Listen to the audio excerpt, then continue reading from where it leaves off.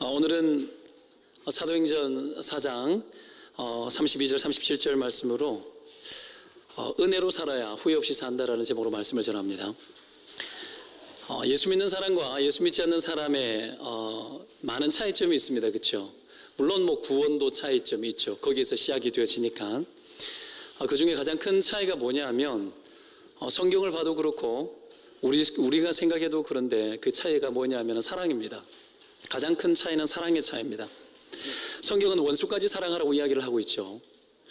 그리고 내 이웃을 내 몸처럼 사랑하라고 이야기를 하고 있습니다. 이 사랑을 크게 우리가 두 가지로 나눌 수 있는데, 하나는 때문에의 사랑, 하나는 불구하고의 사랑. 이 두 가지 사랑이 있습니다. 때문에의 사랑은 조건적 사랑이죠. 네가 나에게 이렇게 해주기 때문에 내가 너에게 이렇게 해주는다. 아니면 어떤 이런 이유가 있기 때문에 내가 너에게 이렇게 해준다. 소득이 있고 이득이 있는 사랑이죠. 근데 불구하고의 사랑은 뭐죠? 조건 없는 사랑이죠. 그럼에도 불구하고, 네가 그럼에도 불구하고 이렇게 사랑한다라는 거죠. 기독교의 사랑은 여러분 무조건적인 사랑입니다. 하나님이 우리에게 보여주신 그 사랑도 조건 없는 불구하고의 사랑입니다. 그걸 우리는 은혜라고 이야기를 하죠. 그렇죠? 그 은혜 받으셔서 여러분 그것이 얼마나 큰 축복이고 그것이 얼마나 우리가 큰 영광입니까? 오늘도 하나님을 만나러 왔잖아요. 그렇죠? 예배 속에서 하나님 만나러 왔는데 어떻게 하나님을 만날 수 있죠? 하나님이 우리가 죄인임에도 불구하고 우리에게 가당치 않는 사랑을 보여주셨기 때문에 그 사랑의 용기를 내어서 우리는 나오는 거죠. 은혜의 보좌 앞으로 그래서 담대히 나아갈 수 있게 하셨어요. 그리스도의 희생이, 그리스도의 죽음이 우리로 하여금 하나님께 나아갈 만한 이유가 되어주셨죠. 그래서 우리는 하나님의 그 사랑을 잊고 날마다 하나님께 나아갈 수 있는 그 영광스러운 자리를 우리는 찾게 되었습니다. 여기서부터 차이가 많이 납니다. 그런데 우리가 흔히 기독교인들 중에 내가 내 자신의 모습이 좀 부족하고 못났기 때문에 내가 기독교에 별로 이바지하는 게 없고 이렇게 잘 못할 바에는 욕이나 먹지 않아야 되겠다라는 신앙 양심을 지킨다라고 생각하면서 신자의 신분을 덮어두는 사람들이 있습니다. 그냥 감추어 놓고 덮어놓고 한번 물어보겠습니다. 여러분, 밝히는 것이 양심적입니까? 덮어두는 것이 양심적입니까? 밝히는 게 양심적이죠. 그렇죠? 내가 예수 믿는다는 걸 밝히는 것이 양심적인 겁니다. 쉽게 질문을 해보면 이렇게 할 수 있습니다. 자기 신분을 밝히는 사람과 숨기는 사람 중에 어떤 사람이 더 노력을 하겠습니까? 노력할 확률. 밝히는 사람이 더 노력하겠죠. 그냥 상식적인 질문을 던져도 그렇습니다. 근데 기독교가 언제부턴가 숨어서 나쁜 짓 안 하는 것이 목표가 된 것처럼 그냥 사람들에게 세상에서 욕먹지 않는 것이 목표가 된 것처럼 이상하게 자꾸 바뀌고 있어요. 이건 아니거든요. 기독교는 욕먹지 않는 기독교가 아니고요. 기독교는 원래부터 욕먹어요. 교회를 싫어하고 예수님 싫어하고 하나님 싫어합니다. 인간의 본성은 그 마음에 하나님 두기를 싫어한다 했거든요. 때문에 하나님 찾지 않아요. 그리고 교회는 분명히 말했지만 예수는 좋은데 예수 행위는 싫다라는 이야기는 거짓말입니다. 예수도 싫어합니다. 그러지 않았으면 그의 아들 예수 그리스도를 주셨지만 십자가에 예수 그리스도를 죽이지 않았습니다. 인간은 예수님 싫어해요. 본성은 하나님을 원하지 않아요. 절대로 원하지 않습니다. 이런 어떤 이 존재임에도 불구하고 그 세상에 대한 눈치를 너무 많이 보는 거죠. 그러면서 나쁜 짓 하지 않고 조심조심 살아가는 기독교, 이런 어떤 기독교의 모습 속에 무기력감이 들어와 있어요. 무기력감이. 성경은 분명히 말하면 너희는 세상의 빛이고 소금이라고 이야기를 했습니다. 그렇죠? 그리고 너희는 등불을 켜서 말 아래 두지 않고 등경 위에 둔다고 했죠. 예수님은 또 산 위에 있는 동네는 숨겨지지 못한다 그랬습니다. 예수 믿는 사람은 숨겨질 수 있는 존재가 아닙니다. 존재 자체만으로 예수 믿는 사람은 드러나야 되는 존재라는 거죠. 빛과 소금이라고 이야기를 했죠. 시골로 예전에는, 요즘은 그런 일이 없지만 예전에 시골에 있을 때 정전이 왕왕자주 되었었습니다. 정전이 되면 촛불을 켜야 되는 것 아닙니까? 촛불을 켜는데 갑자기 여러분 깜깜해지니까 밤에 초를 찾을 수가 없는 거예요. 잘 안 보이고 더듬어 찾는 거예요. 근데 초를 찾는 것만 하더라도, 찾게 된 것만 하더라도 이미 끝난 거죠. 불 붙이면 되니까. 존재 자체만으로도 중요합니다. 초가 있는 것과 없는 것은 차이가 많이 나죠. 그렇죠? 예수 믿는 사람이 존재하는 것 자체만으로 굉장히 중요합니다. 거기에 불이 붙고 빛이 되어지고 소금이 되어지는 것이 더해져야 되는 건데, 그럼에도 불구하고 존재를 덮어놓는 것과 숨겨놓는 것과 존재가 나타나 있는 것과는 차이가 많이 난다는 걸 아셔야 됩니다. 때문에 우리의 양심이라는 것은 여러분 밝혀져야 되는 거지 덮어놔서 될 문제는 아닙니다. 성경은 여러분 우리의 양심과 믿음과의 어떤 굉장한 상관관계에 대해서 이야기를 하고 있습니다. 디모데전서 1장 19절에 이런 말씀이 있습니다. 제가 읽어드릴게요. 믿음과 착한 양심을 가지라. 어떤 이들은 이 양심을 버렸고 그 믿음에 관하여는 파선하였느니라. 자, 여기에 착한 양심이 뭐냐 하면, 믿음과 착한 양심을 가지라. 착한 양심이 뭐냐 하면 하나님 앞에서의 거룩한 성품을 말하는 거예요. 거룩한 자, 도덕적 자, 하나님 앞에 섰을 때에 얻어지는 신자의 거룩한 자. 믿음과 여러분 이 착한 양심이 근데 나란히 병행해서 그렇게 기록을 해놨지 않습니까? 믿음과 착한 양심을 가지라. 왜 이렇게 했는가? 믿음이 착한 양심을 일으키기 때문에 그래요. 우리의 믿음이 우리의 착한 양심을 일으킵니다. 이 착한 양심이 그리스도인을 도덕적으로 만들어가요. 도덕적이란 말의 표현이 좀 그럴 수 있죠. 그리스도인의 삶을 거룩하게 만들어가요. 이런 거룩성을 실천하는 것, 신자의 도덕성, 거룩성을 실천할 때 나타나는 것을 우리는 뭐라고 표현하냐 하면은 사랑이라고 이야기합니다. 우리의 도덕성이 묻어날 때 그것이 사랑으로 나타나는 거죠. 때문에 믿는 자는 양심이 다르고요. 양심이 다릅니다. 믿음이 우리의 양심을 새롭게 하고, 그래서 양심이 달라지고 그 양심이 우리의 사랑을 다르게 만들어냅니다. 그래서 차이가 나는 겁니다. 세상 사람들과 분명히 차이가 납니다. 그런데 어떤 이는 이 양심을 버렸고, 오늘 본문에 그렇게 이야기하죠. 어떤 이는 이 양심을 버렸고 그 믿음에 관하여는 파산하였다, 이렇게 이야기합니다. 파선은 여러분 배가 산산조각 났다는 뜻이에요. 파선. 배가 다 깨져가지고 난파해가지고 침몰한 거죠. 지금 왜 그렇게 됐는가요? 믿음이 파선했는데 뭐 때문에 파선했다고요? 양심 때문이에요. 이 양심을 버렸고 그 믿음에 관하여는 파선하였느니라. 자, 양심이 뭐냐 하면은 배로 따지면은 배가 믿음이라면 양심은 배의 키예요. 핸드릭스라는 학자가 그렇게 이야기를 합니다. 오늘 본문의 표현도 이 배가 파선했다는 그 단어를 그대로 쓰는 단어입니다. 뭐 때문에? 양심 때문에 배가 파산한다고요. 양심 때문에. 어떻게 그럴 수 있지 싶죠? 믿으면 뭐 그냥 믿음 유지되고 믿음으로 살면 되지 왜 파산하냐고. 이게 문제예요. 한국 기독교의 문제는 여기가 문제예요.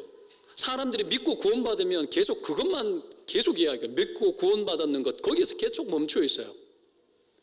그래서 내세 신앙에 멈춰 있고 내가 구원받은 자체에 멈춰 있어요.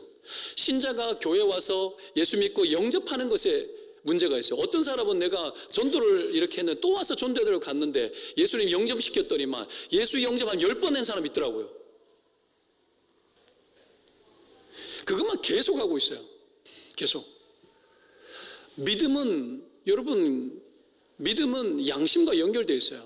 왜 믿음이 파산하느냐 하면 믿음이 우리 안에 거룩한 자, 하나님이 주시는 거룩한 성품들이 내 안에 입혀져서 그것이 우리의 양심을 새롭게 하고 그 양심이 우리의 삶 가운데 펼쳐질 때 사랑의 능력들이 나타나는데 이 부분들을 접어서 믿음이 파산한데 거꾸로 양심을 접어서 믿음이 파산한다는 거예요.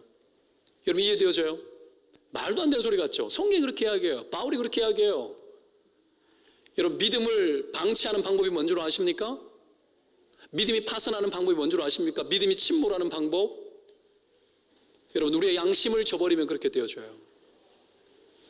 하나님께서 구원을 주셨잖아요. 구원은 어디에다 베푸는 거죠? 구원은 우리의 영혼에 일어나는 작용입니다. 근데 그 영혼에 일어날 때 그 구원이 어디에 임하느냐? 우리의 인격 속에 구원이 임해요. 인격이 거듭납니다. 그래서 거룩하니 내가 거룩하니 너희도 거룩하라 이렇게 되는 거예요. 하나님의 구원이 우리의 인격을 거룩하게 만들고 거듭나게 합니다. 이 인격이 어떻게 우리의 양심을 가만 내버려 두겠냐라는 거죠. 하나님의 성령이 우리로 하여금 믿게 하셨고 그 믿음이 구원에 이르게 하고 그 구원이 우리의 인격 안에 일어나는데 어떻게 여러분 우리의 도덕률, 우리가 가지고 있는 여러분 이 거룩한 성품, 오늘 성경이 이야기하고 있는 여러분 착한 양심, 이 양심이 가만 여러분 내버려 두게 되어져 있겠습니까? 아니죠. 양심이 여러분 거듭나고 이 양심을 통해서 우리의 삶을 살아가는데 살아가는 모든 삶의 흔적들이 사랑으로 여러분 매듭지어지는 거예요. 할렐루야. 이 사랑이 가능하도록 하나님께서 우리 가운데 은혜 주신 줄로 믿으시기를 축원드립니다. 신자의 삶은 그래서 여러분 양심을 저버리게 되면 이 착한 양심을 저버리면 믿음이 파산하게 되어 있는 거예요. 거꾸로. 자, 초대교회는 여러분 오늘 본문을 보면 알겠지만 이런 착한 양심이 있었던 것 같아요. 구원이 임하고 성령이 임하니까 이들이 자기 것들을 가진 것들을 팔아서 가난한 자들을 위해서 썼죠. 그들 안에 착한 양심이 있었어요. 그것이 그들의 최소한의 양심이었습니다. 내 것이 없다라는 게 최소한의 양심이었어요. 이것이 다 전부 하나님의 것이었고 하나님의 것이 하나님의 뜻대로 가야 된다라는 것이 맞다라는 게 그들의 최소한의 양심이었습니다. 최소한의 양심. 그러니 여러분 그들이 있는 것들을 여러분 있는 것을 팔아서 가난한 자들 나누어주는 그 일을 위하여 교회 앞에 사도들의 발 앞에 판 물건들의 값을 돈을 가지고 와서 바쳤다고 나옵니다. 왜요? 나누어주라고.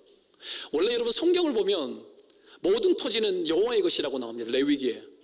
하나님 한 번도 토지를 여러분 판 적이 없어요. 왜요? 그건 하나님이 창조하신 거거든요. 제가 생각할 때는 그래요.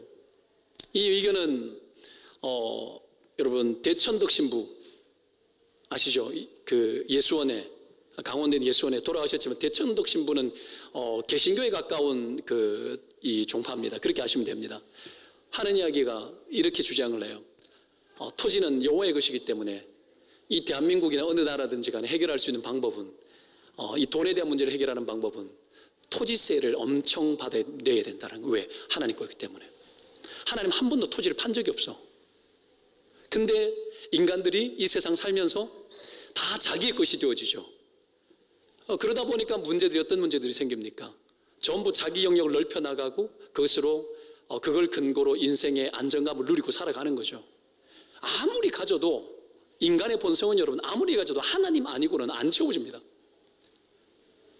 하나님이 우리 인생 가운데 들어오지 않으면 그 어떤 것을 줘도 인간은 만족을 못해요. 1억만금을 줘도 만족을 못합니다. 분명히 말하지만 안 됩니다. 신발 하나 샀거든요. 이거 몇 주 됐거든요. 근데요 처음에 샀을 때 딱 신는 순간 감동이었고 그 다음날 신는데 감동이었고 지금 감동 하나도 없어요. 내가 완전 속물이에요. 속물. 못 느껴요. 못 느낍니다. 인간은 그렇습니다. 엄청난 걸 주면 느낄 것 같아요? 아니요. 전혀 그렇지 않아요. 여하튼 보십시오.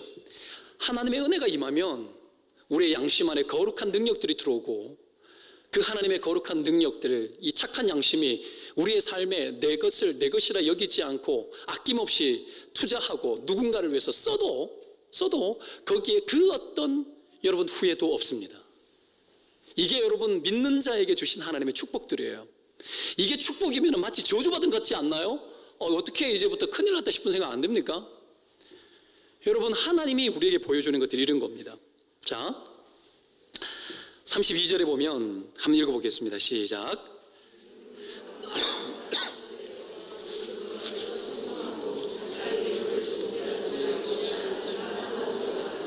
뭔 말입니까? 믿는 무리가, 이 말은 믿음이 통하니까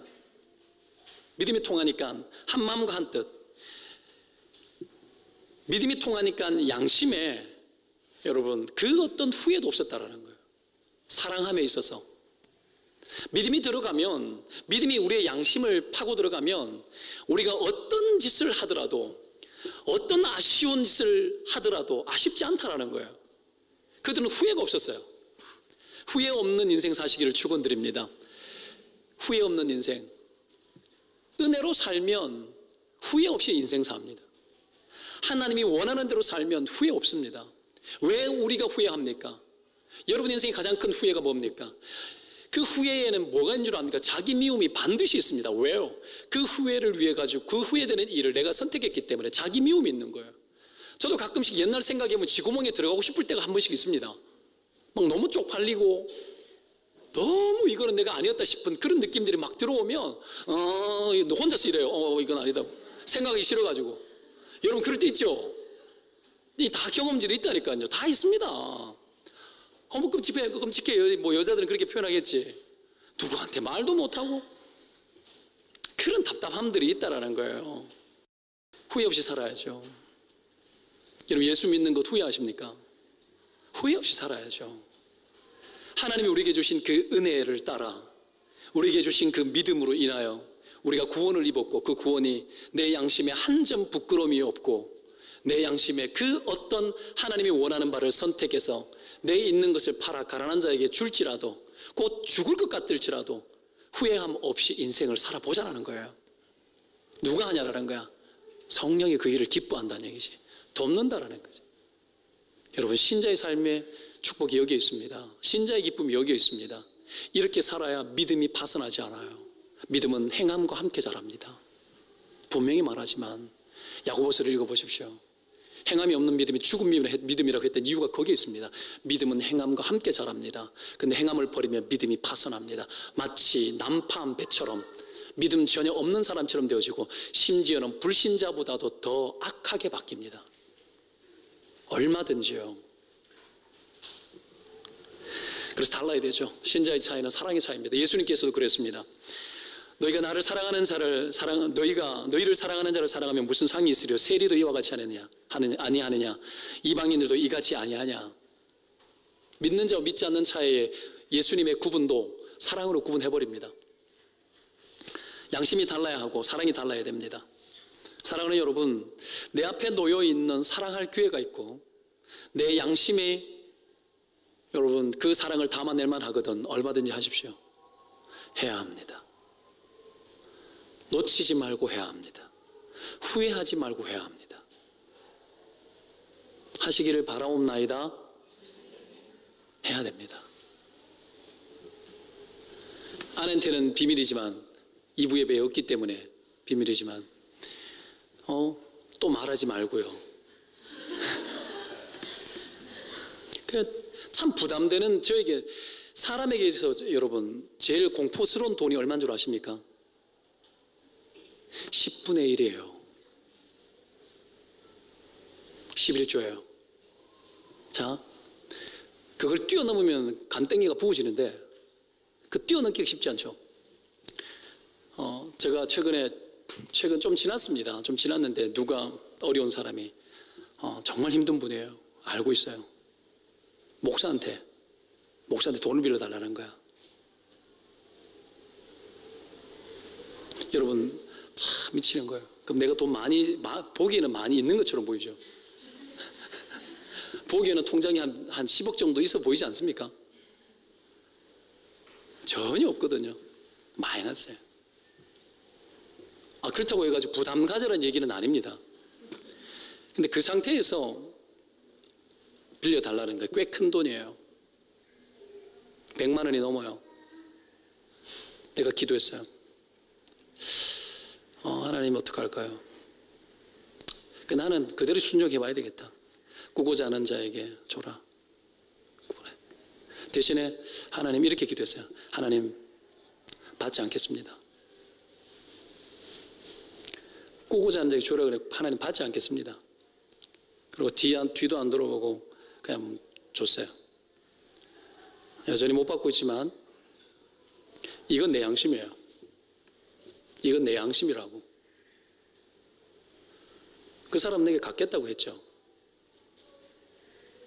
그건 자기 양심이에요. 그 사람의 양심을 가지고 내가 뭐라 말할 필요가 없는 거야. 선함이란 내 양심을 가지고 하는 거예요. 내 양심에 부끄러움이 없으면 여러분 뒤도 돌아보지 않고 하는 거예요. 남이 어떻게 반응을 보일지는 남의 양심에 관여하는 거잖아. 하나님이 우리에게 요구하시는 구원은 타인의 구원이 아니고 나의 구원이에요. 나의 구원입니다. 내 안에 이루어지는 구원이고 내 안에 이루어지는 착한 양심이에요. 지금까지 이런 식으로 살았어요. 그래도 멀쩡하잖아요. 이런 식으로 살았거든요. 그래도 멀쩡해요. 안 망했어요. 하나님이 더 부어주는 일들도 있었어요. 여러분, 하나님 살아계셔요. 우리가 하나님을 빚지게 만들어야 돼요. 하나님 가만 보고 계시지 않아요. 그걸 모르니까 두려워 떠는 거야. 그러니까 여러분, 믿는 자들이 마치 여러분 하나님을 가지고도 아무것도 못 가진 자처럼 똑같이 벌벌 떨면서 살더라는 거지. 아쉬운 소리 하고. 뭐가 답답하고 아쉬우냐고. 아쉬운 소리 하냐고. 인생을 여러분 선한 일을 하고도 한탄하고 사는 사람 봤어요. 자기가 해놓고 한탄하고 사는 거야. 그럼 떼먹은 놈은 어떡하면 좋으냐. 그거는 하나님 심판에 맡기고 지 양심에 맡겨야지 뭐. 저는 줄 때 나는 받지 않겠습니다 하고 줘요. 주면은 받아요. 근데 주려고 하지 않는 거 일부러 내달라 소리 안 합니다. 그러고 난 후에 한참 지났지만 문자 한번 안 보냈어요. 관계없어요. 괜찮지 않습니까? 목사가 이 정도는 돼야지. 신자의 삶이란 아쉬울 것 없이 사는 겁니다.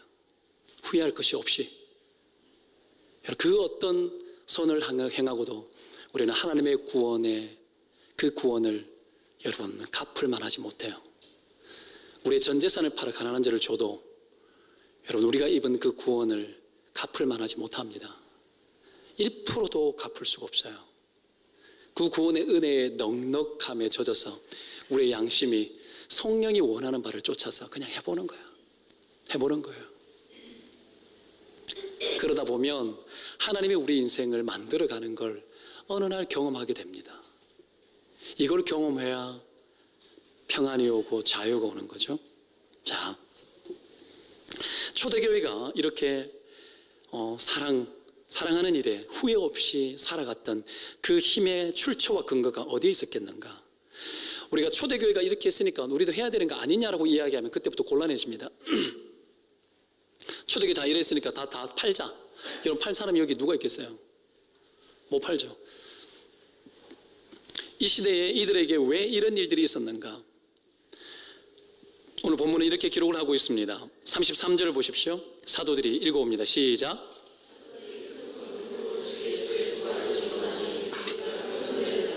자, 큰 은혜를 받아 이르됐다라고 나와요. 큰 은혜들을 받아. 이 큰 은혜가 뭐죠? 부활. 예수 부활을 증거한 거예요. 부활 신앙을 말하는 거예요. 부활 신앙.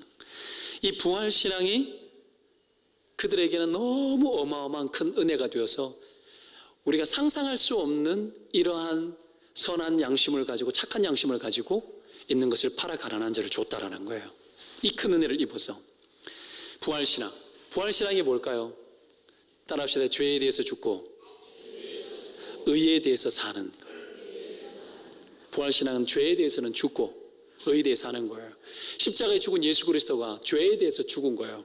온 인류의 죄에 대해서. 그리고 의에 대해서 산 거예요. 죄와 사망 권세를 이기고 의에 대해서 사는 거예요. 의롭게 사는 거예요. 그래서 구원이 임하면 이미 부활이 임한 거예요. 여러분 이미 부활한 줄 믿으시기를 축원드립니다. 우리를 부활시켜서 우리 그리스도 예수와 함께 하늘에 앉혔다고 했어요. 우리를 이미 에베소서 2장 말씀이 그렇게 나옵니다. 언제 그랬냐고? 믿음으로 동참합니다. 그것이 나의 사건이 되어집니다. 때문에 이미 우리는 부활을 경험한 사람이에요. 믿음으로 이미 경험한 사람이에요.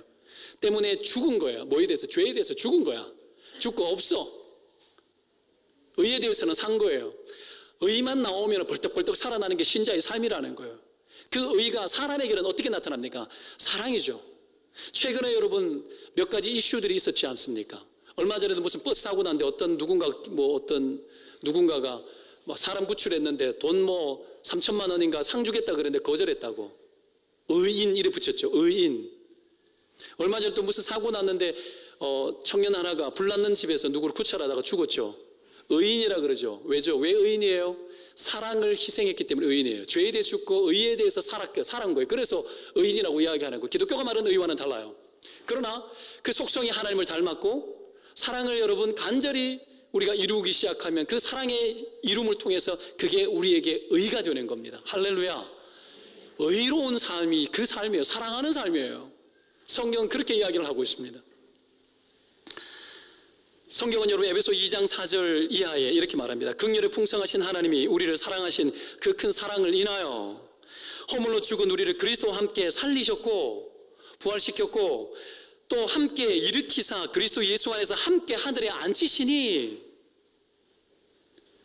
언제 앉혔다고요? 예수님과 함께 앉혔대요. 그러고 난 이후에 10절 이하에는 이렇게 말합니다. 우리는 그의 만드신 바라 그리스도 예수 안에서 선한 일을 위하여 지으심을 받은 자니라고 말합니다. 부활을 사도 바울은 에베소 교인들에게 설명을 하면서 어떻게 설명하느냐면 우리를 다시 만들었다라고 표현하고 있습니다. 이것을 우리는 재창조되었다고 이야기하죠. 우리는 다시 만들어진 자들인 줄 믿으시기를 축원드립니다.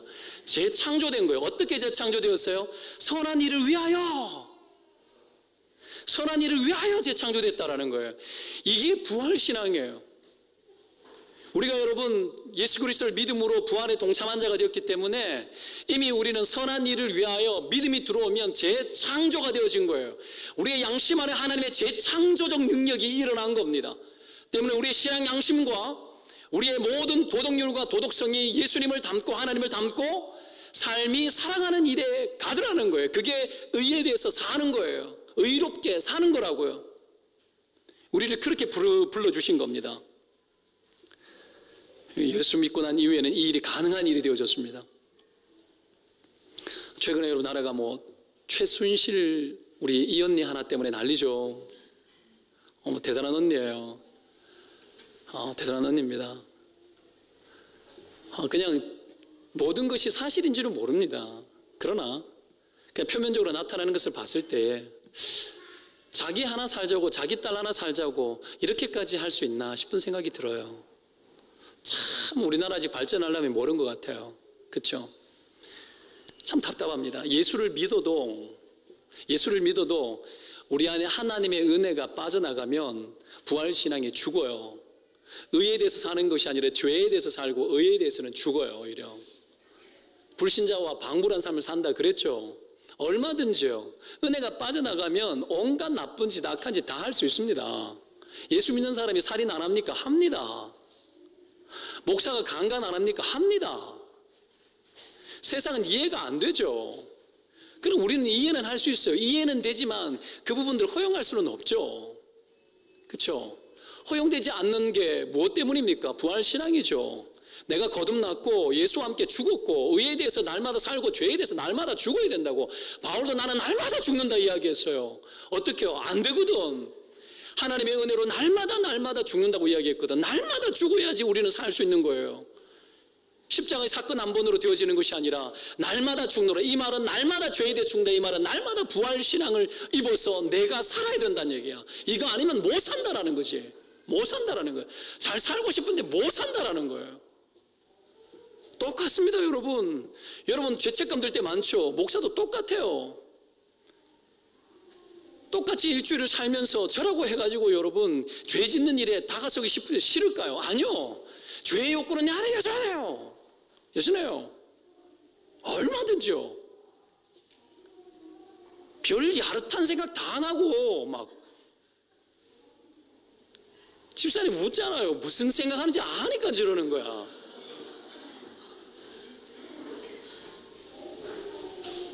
여러분 안 그래요? 그러시죠. 여러분 속상하면 막 내 남편하고 싸우고 속상하면 이놈하고는 괜히 결혼했나 이런 생각 안 들어요? 막 멋진 남자들 다른 기집애들 보면은 신랑이 그렇게 잘해주더라 이러면 어떤 생각 막 들어요? 바람 피고 싶은 충동 안 들어요? 들죠. 사람은 충동은 드는 거예요. 목사 안에도 그런 충동질은 들어와요. 또 이상한 소문 내십시오. 가가지고 목사는 바람 피우고 싶어 하더라. 사람 말을 해놓으면 간도 끝도 없어요. 인간이 그러더라는 거지. 우리가 그런 눈으로 사람을 봐야 돼요. 그래야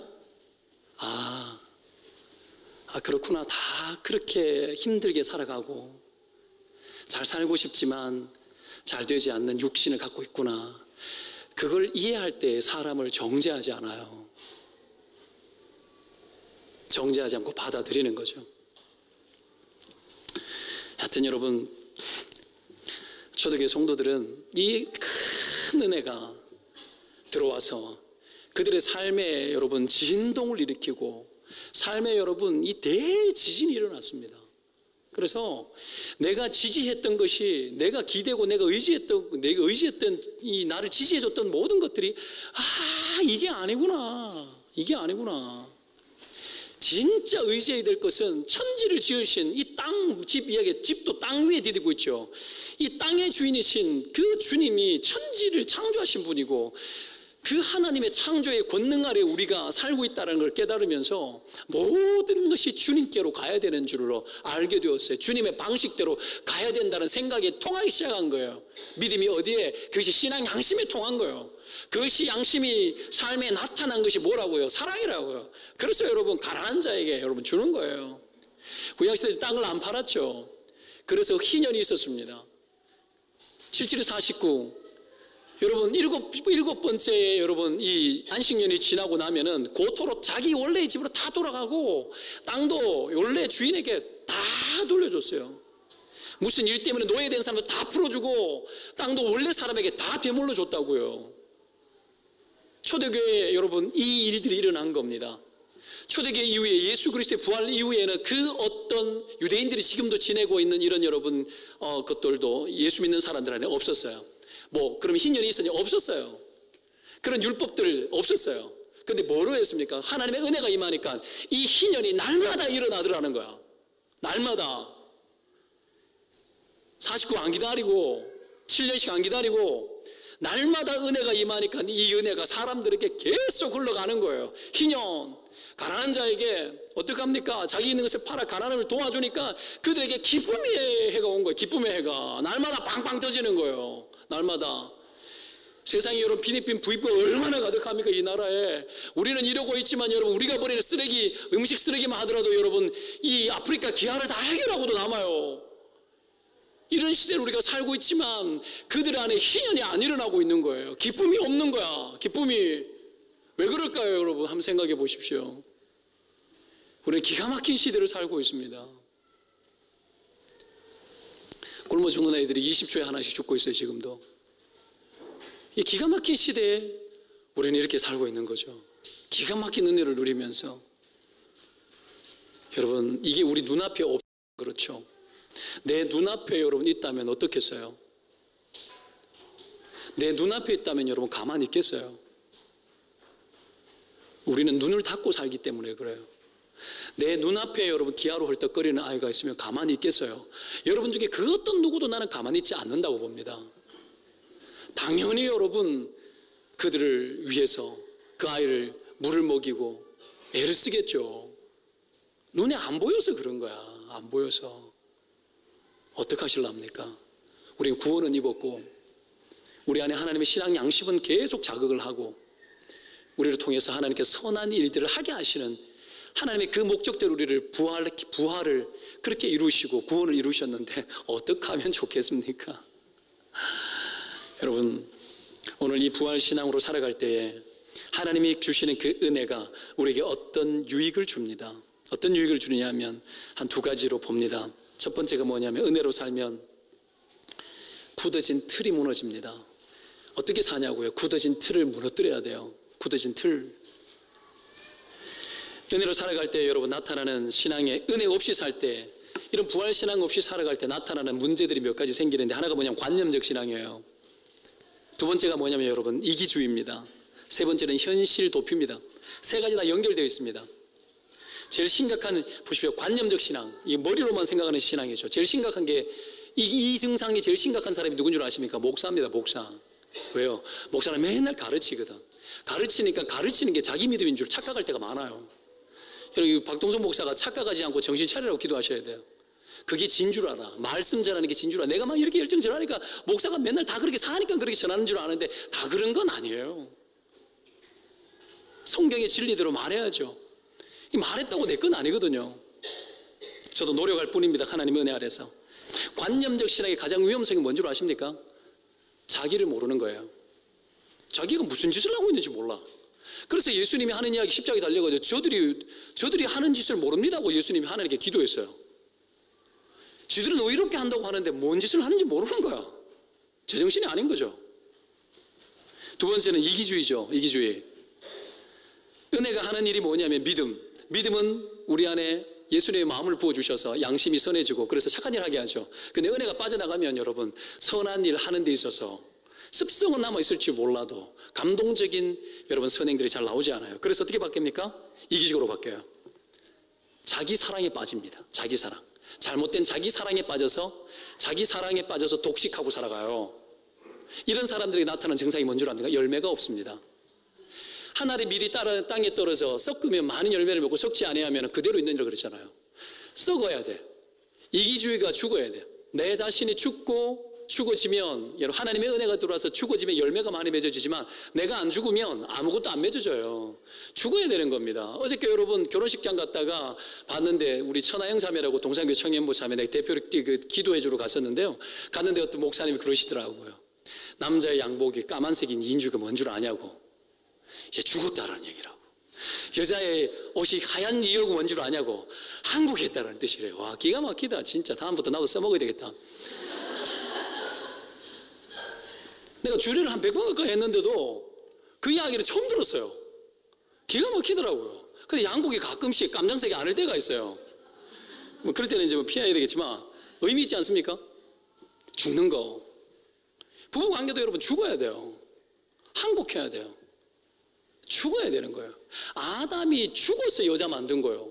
갈비뼈를 떼내가지고 겁 안 죽어가지고 희생해서 나온 거라고. 그래서 여자가 귀한 거예요. 자기를 죽여가지고 만든 게 남자인데 여자가 남자 무시하면 되겠니? 아니라는 거죠. 그게 남자가 여자의 머리예요. 근데 가정 속에서도 이게 없으면 여러분 자아가 살면은 어떤 문제가 돼요? 열매가 하나도 없어요. 가정 속에 열매가 맺혀야 되는데 이 부분이 터지면은 열매가 안 맺히는 거예요. 기가 막힌 일들이 일어나는 겁니다. 때문에 여러분 은혜로 살아야 이기주의가 우리 안에서 끊어집니다. 세 번째, 현실 도피. 은혜 없이 살면 여러분 두렵습니다. 도망 다녀요. 믿음이 빠져나가니까 겁나는 것이 많아요. 너희가 어찌하여 이렇게 무서워하느냐 믿음이 없는 자들아. 제자들이 여러분 배에서 휘청휘청 바람이 불고 폭풍 부니까 예수님이 한 말이에요. 제자들이 벌벌 떠니까 믿음이 없어서 두렵다라는 거예요. 믿음이 없어서. 은혜가 들어가면 우리 안에 믿음이 일어나고 믿음이 우리로 하여금 담대하게 해요. 사울 왕이 여러분 골리앗 앞에 놓고 몇 날 며칠 동안 항우를 벌였지만 여러분 전쟁 못하고 벌벌 떨고 있었잖아요. 왜요? 그에게 은혜가 상실되어져서 그래요. 여호와께서 너를 버렸다는 거예요. 왜? 네가 말씀을 버렸으므로 여호와께서 너를 버렸다는 거야. 여러분 하나님에게서 상실되어지면 삶 속에 능력이 사라집니다. 근데 다윗은 나타나고 어떻게 합니까? 하나님과 형통했던 하나님의 뜻을 이루게 합당했던 하나님과 교제했던 다윗은 딱 나타나자마자 두려워하지 않고 골리앗하고 내가 싸우겠다 하고 어떻게 합니까? 바로 가가지고 사울에 가서 버리고 돌 들고 와가지고 날려버리지 않습니까? 여러분 단순했죠. 맺고 끊는 게 단순했습니다. 여러분 현실 도피하지 않았어요. 맞닥뜨렸어요. 너희가 성령이 임하면 권능을 받고 예루살렘 땅끝까지 간다 그랬죠. 뭐예요? 현실 속에 뛰어든다라는 거, 직면할 줄 안다라는 거죠. 여러분 앞에 있는 두려움이 뭡니까? 어떤 두려움이 있습니까? 직면하는 거죠. 은혜 아래 직면하는 거예요. 겁내지 말고 직면하시기를 축원드립니다. 여러분 이런 은혜가 있으면 반면에 은혜가 없으면 그래 되어지만 하나님의 은혜가 있기 시작하면 우리의 굳어진 틀들이 깨뜨려집니다. 깨뜨려지면서 피하거나 개인주의에 빠지거나 이렇게 저렇게 비겁하게 살았던 우리의 삶의 태도들이 우리의 틀들이 무너져 내리면서 어떻게 바뀌느냐 하면 여러분 축복이 있는데 그 축복이 뭐냐면 자발적으로 바뀌어요. 초대교회 성도들에게 시켰습니까? 성경 본문을 보면 여러분 집 팔아라 땅 팔아라 갖다 바쳐라 이야기 한마디도 없어요. 근데 알아서 했다라는 거야. 자발적으로 된 거예요. 왜? 은혜가 임하니까 성령이 감동 주니까 여러분 이것이 해야 될 일인 줄로 당연히 여겨졌다라는 거예요. 그래서 자발적으로 일하기 시작을 했습니다. 강권하지 않았습니다. 이 틀을 깨는 것이 여러분 강제로 되지 않습니다. 공산주의가 왜 망했는 줄 아십니까? 공산주의 이상은 참 좋아요. 근데 무시했는 것이 몇 가지가 있습니다. 첫 번째 게 뭔 줄 아면 자율성입니다. 여러분 종교는 여러분 아편이라 그래 탄압하고 여러분 종교인들 다 싹쓸이고 목사들 다 죽이고 여러분 핍박이고 그렇지 않습니까? 재산 몰수하고 균등하게 한다고 그 짓을 했는 게 사랑입니까?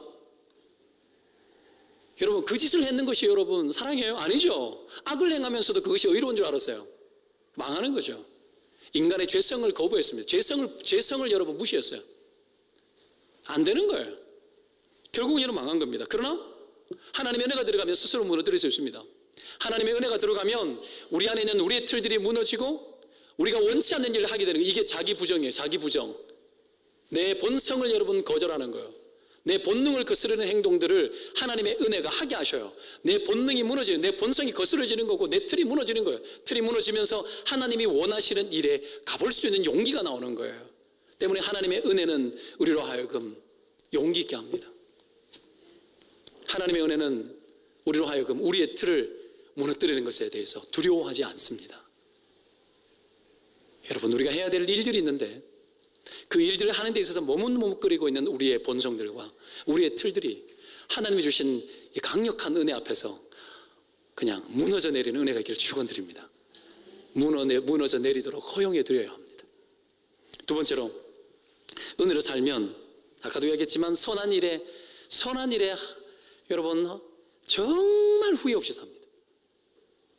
하나님의 은혜로 살면 하나님의 선한 일에 아낌없이 삽니다. 그렇게 살면서도 후회 없이 살 수 있습니다. 32절에 아까도 봤지만 자기 것이라고 여기는 자가 하나도 없었다. 그 인물을 예를 들면서 바나바로 나오죠. 바나바. 요셉이라는 원래 이름은 요셉인데 사도들이 그의 이름을 별명을 붙였는데 그게 바나바입니다. 그 뜻이 뭡니까? 위로의 아들. 위로의 아들. 왜 이런 별명이 붙었겠습니까? 바나바는 선한 일을 하는 데 있어서 여러분 뭐가 달랐어요? 정말 후회 없이 했더라는 거예요. 그냥 화끈하게 뭐 한번 했다 이게 아니고요. 하나님 안에서 정말 후회 없이 그 일을 기쁘게 했다라는 거예요.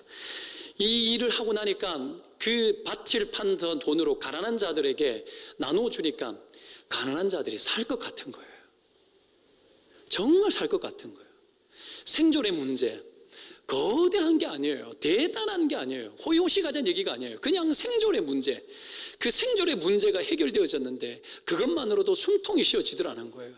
그저께 여러분 봤죠? 얼굴에 무슨 종양인가 생겨가지고 다 덮인 33살 된 자매. 그 자매 완전히 얼굴이 일그러지고 얼굴이 사라졌지 않습니까? 그래도 그게 사연이 나오니까 뭐 처음에는 뭐 3억쯤 나왔다 그러다 나중에 보니까 6억이 모금이 되었고 그러더라고요.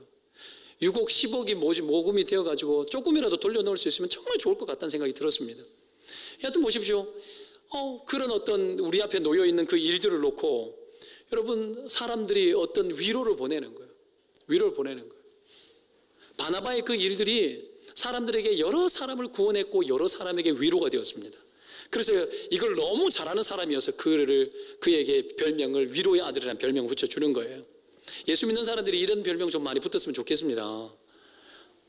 그러기를 축원드립니다. 자, 근데 재미난 거 성령. 우리가 알고 있는 성령을 보혜사라 그러죠. 그렇죠? 요한복음에 그렇게 또 다른 보혜사를 너에게 준다 그랬는데 성령이죠. 그 성령을 보혜사라 그랬는데 보혜사의 원래의 뜻이 뭔지 아십니까? 위로자라는 뜻이에요. 이 오늘 나도 바나바에게 붙였던 이 위로의 아들 할 때 이 위로와 성령의 이 보혜사 할 때 보혜사의 어원이 똑같은 어원입니다. 위로자라는 거예요. 위로자. 자, 무슨 얘기죠? 이 말은 성령이 뭘 원하는지 바나바는 잘 알았다라는 거예요. 그리고 성령이 은혜를 주실 때에 성령이 좋아하시는 위로의 일을 자기도 적극적으로 순종했다라는 겁니다. 좀 다르게 얘기해 볼게요. 성령이 시키는 대로 끝까지 가봤다라는 거예요. 성령이 시키는 대로. 성령이 위로하시는 영인데 그 성령이 위로하시기를 원하는 대상을 향하여서 성령이 원하는 대로 끝까지 한번 해본 거예요. 그래서 권위자가 된 거예요. 위로자가 된 거예요. 이 바나바가. 여러분, 바나바는 그렇게 하면서 그 일을 그렇게 하면서도 아낌없이 후회 없이 했습니다. 바나바의 스토리는 나중에도 또 나오지만 바울은 핍박죄 있지 않습니까? 예수 믿는 사람을. 그 사람을 예루살렘 교회에 소개해야 되는데 아무도 그 일에 나서지 않는데 바나바가 친히 바울을 데리고 예루살렘에 가서 사람들에게 그를 설명해주고 그 대신에 어떻게 합니까? 변호해줍니다. 위로자. 바나바는 여러분 사람을 위할 줄 알았어요. 그 일에 아낌없이 했습니다. 아낌없이 하면서도 전혀 후회가 없었습니다. 이게 뭐라고요? 하나님의 은혜, 성령이 하는 일이라고요. 성령은 위로의 영이십니다. 성령이 임하면 모든 사람을 위로하는 역사가 나타나기 시작합니다. 여러분 안에 성령의 충만한 증거가 삶 속에서 어떤 열매로 맺혀지겠습니까? 위로하는 것으로 맺혀집니다. 그 위로는 무엇으로 흘러갑니까? 사랑으로 흘러갑니다. 사랑으로. 그리고 그 사랑은 분명히 말씀드리지만 현실적인 겁니다. 관념적이지 않습니다. 현실적입니다. 눈에 보이는 것으로 합니다. 여러분 사랑은 그렇게 하는 겁니다. 아낌없이. 오늘 여러분 아니면 내일 누군가를 만났습니다. 그에게 줄 수 있는 여러분 위로를 줘야 됩니다. 어떻게? 현실적으로 아낌없이. 말 한마디라도 좋습니다. 그러나 말을 넘어서 차를 먹이고 밥을 먹이고 여러분 위로가 필요합니다. 실제로 필요합니다. 이런 것들로 실제적인 도움을 주는 것이 초대교회가 사람을 위로하는 위로의 방식이었습니다. 물론 오늘날 우리는 먹는 것이 충분하고 그렇습니다. 오늘 본문에 그래서 알아야 될 게 뭡니까? 각 사람의 필요가 뭔지를 알아내야 합니다. 오늘 본문 보십시오. 몇 절입니까? 38절, 36절, 5절입니다. 각 사람의 필요를 따라 나눠줌이라. 뭐죠? 이 일을 어떻게 하는 겁니까? 각 사람의 필요가 뭔지를 찾아야 됩니다. 그 필요를 채워야 위로가 일어납니다. 각 사람의 필요가 각 사람마다 다릅니다. 성령께서 이것을 주게 하시고 이것을 주시고 그리고 그것에 따라서 우리는 위로하는 인생들이 되어야 될 줄로 믿습니다. 이렇게 위로하는 이 일을 잘하기 위해서 우리가 가져야 될 태도가 한 가지 있습니다. 그게 뭔 줄 아십니까? 사명의식입니다. 따라합시다. 사명의식. 사명의식을 가지고 해야 됩니다. 기분으로 하면 못합니다. 만약에 엄마가 아침에 기분으로 밥 한다 그러면 밥 안 해주는 날이 많을 것 같아요. 그러면 아이가 밥 못 먹고 학교 가겠죠. 기분으로 하면 안 됩니다. 선한 일은 사명으로 하는 겁니다. 성령께서 그렇게 할 때에 사명으로 할 때에 우리의 믿음이 파산하지 않습니다. 기분 따라 하면 우리의 믿음이 파산할 수 있어요. 그러나 기분 따라 하지 아니하고 사명으로 하면 가능합니다. 그럼 사명은 뭡니까? 사명은 여러분 세 가지의 요소를 가지고 있습니다. 뭔 줄 아십니까? 더 가진 것, 더 아파본 것, 더 아픈 것, 더 부담되는 것. 바나바에게는 밭이 있었습니다. 남들이 없는 게 있었습니다. 더 가진 거였습니다. 왜 준 겁니까? 더 가졌기 때문에 나눠주라고 더 준 겁니다. 여러분이 더 가진 것이 있으면 나눠야 됩니다. 플로잉을 잘해야 됩니다. 플로잉. 흘려보내줄 필요가 있습니다. 그리고 또 뭐가 있습니까? 더 아픈 것, 더 가난해 보고, 더 어려워 보고, 더 병들어 본 사람은 여러분 아픈 사람 보면 마음이 동합니다. 그게 사명이 됩니다. 여러분 사람의 아픔도 종류마다 달라요. 어떤 사람은 이런 아픔, 어떤 사람은 저런 아픔. 사람에게 상처를 많이 받고 버림을 많이 받아본 사람, 버림받는 사람 마음을 좀 더 이해할 수 있습니다. 그 기분 이해해요. 그게 사명자가 되어지는 겁니다. 그리고 더 부담되는 것. 남들은 부담이 안 되는데 내가 부담되는 게 있습니다. 못 지나치는 게 있습니다. 부담되는 것. 그 부담되는 것이 여러분 사명이죠. 앞에 여러분 국화꽃이 나와 있지만 가을이 되었는데 강단 안에 좀 올리면 좋겠다. 권사님이 또 그런 부담이 있으니까 또 하는 거예요. 어떤 분은 밥 먹이는 부담이 있어요. 왠지 밥 먹여야 될 것 같다고. 그럼 계속 밥 먹이는 그 사람은 그 부담이 돼요. 사명이죠. 하는 거예요. 하는 겁니다. 우리 박재창 권사님이 고등어 사주셨어요. 부담이 된 거지 뭐. 겁나 맛있더만요. 여러분 부담 이 사명이야. 계속 하시기를 축원드립니다. 이 사명이에요. 부담 갖지 말고요. 너무 부담 갖지 말고요. 자, 여러분 우리 안에 그런 부담이 있으면 해야 돼요. 이 부담감이 사명이 아니면 뭡니까? 우리 집사님 여기 계시지만 지난주에 봉고차 자기 돈으로 기름 넣어놓으셨대요. 그러니까 하는 거예요. 그냥 카드, 하이패스 카드 있잖아요. 자기 카드 꽂아 놓으셨어요. 교회에서 해도 되거든요. 그 꽂아 놓으시고 그냥 목사님 마음대로 돌아다니시라고. 여러분 그러기 쉽습니까? 근데 부담이 되는 거야. 부담이 되는 거야. 이건 내일이구나. 내일이구나. 찾아가는 거지. 그게 뭐예요? 살아있는 양심, 착한 양심. 누가 준 거야? 성령이 준 거라고. 성령이 준 것들을 해버려야 돼요. 지난번에 우리 대한민국 교회 일에 여러분 생닭을 나눠준 교회는 우리 교회가 처음일 겁니다. 그 생닭 진짜 맛있었죠. 우리 김서정 집사님 남편 오늘 황금머리 오늘 처음 오셨는데요. 저분이 주신 거예요.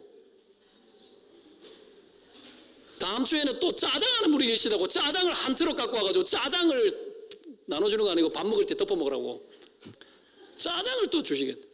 부담이죠. 이걸 입으면 위로가 되는 거, 화이팅 일어나는 거. 잘 봐요.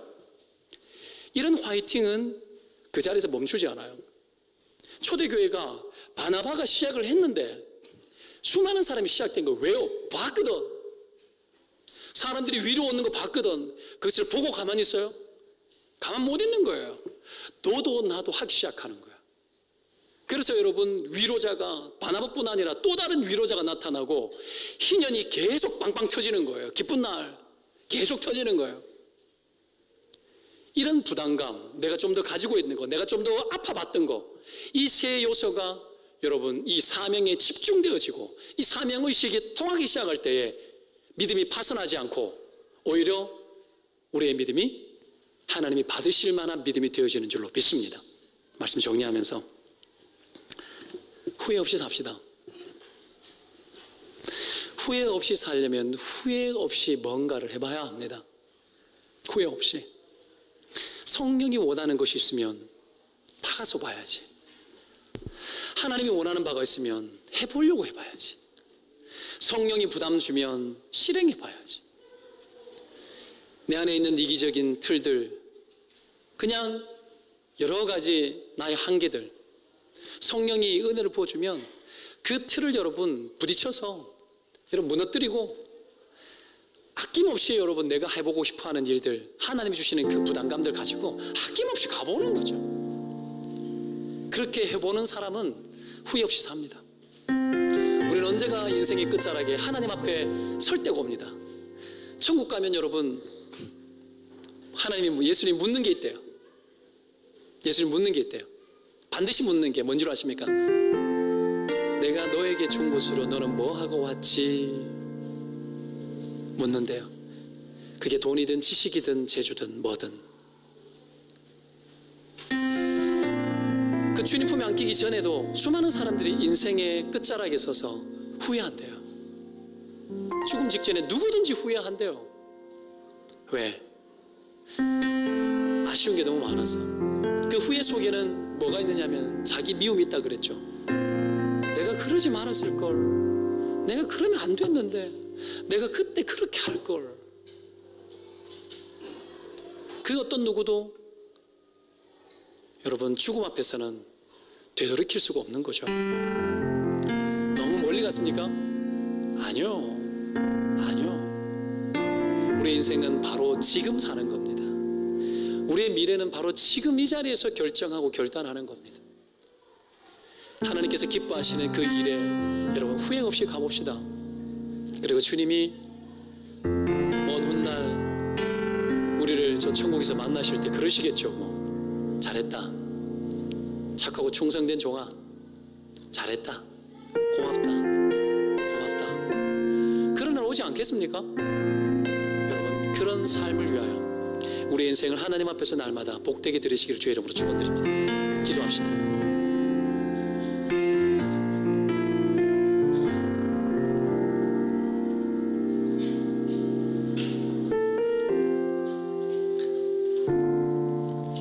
하나님 내 틀이 무너져 내리게 도와주십시오.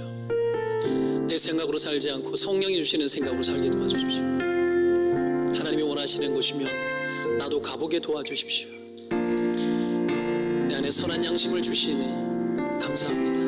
하나님 그 선한 양심을 쫓아 내가 사랑하는 일에 힘쓰는 자가 되게 도와주옵소서.